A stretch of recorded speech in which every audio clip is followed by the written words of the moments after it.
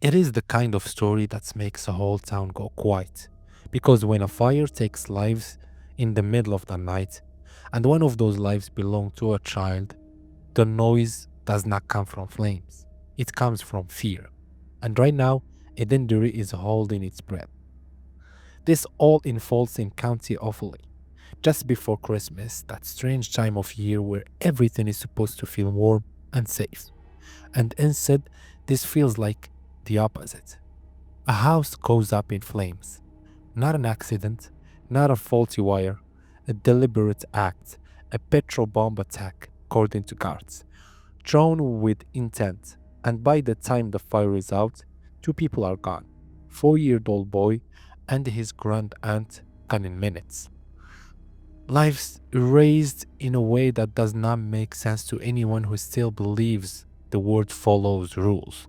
Now, here is where it gets darker, because almost immediately this stops being treated as a tragic fire and starts being treated as something else entirely.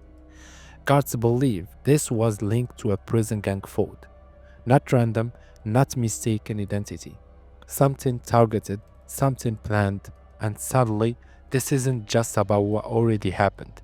It's about what might happen next. And this is why you can almost hear the internal guard alarm go off. Because when gang feuds escalate, they don't politely stop after one act. They ripple, they answer back, they escalate. That's why guards are now on high alert. Not quietly concerned, actively monitoring, watching movement, watching associates, watching for relation, especially with Christmas approaching, when emotions are high, alcohol is flowing, and the bad decisions feel easier to make. Let's slow this down for a second and walk through what we actually know. The fire happened at the family house in Edenderry. Emergency service responded, but the blaze was already advanced. Two people did not make it out. The victims were later confirmed as a young child and his grandaunt. No graphic details because honestly, none are needed. The facts alone are devastating enough. Very quickly, guards confirmed this was arson, a petrol bomb. That details matter because it tells investigators this wasn't impulsive. Someone had to bring it. Someone had to light it. Someone had to throw it and then walk away.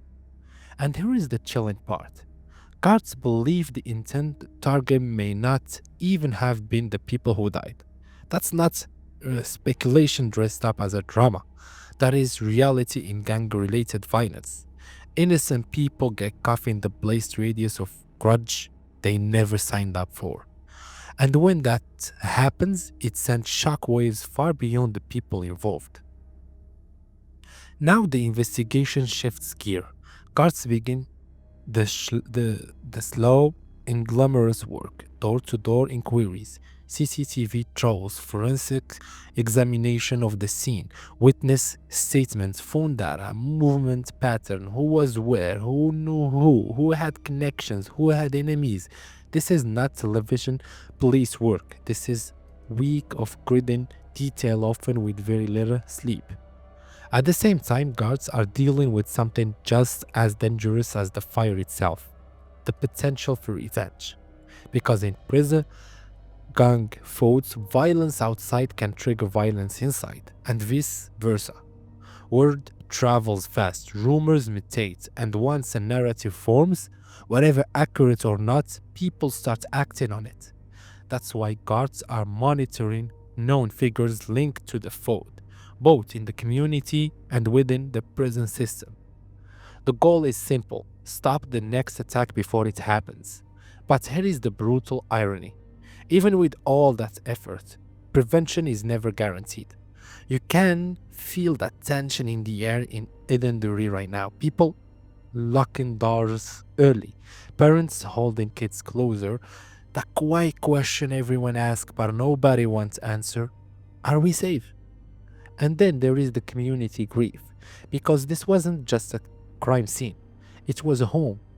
Neighbors knew the family, teachers knew the child, shop owners recognized the faces. This wasn't a headline until it became one. Vigil form, flowers appear, people struggle to explain to children why another child won't be coming back. And through all this, there is anger, deep anger, not just wherever through the petrol bomb, but at the entire system of feuds and criminal hierarchy that allow innocent people to become collateral damage.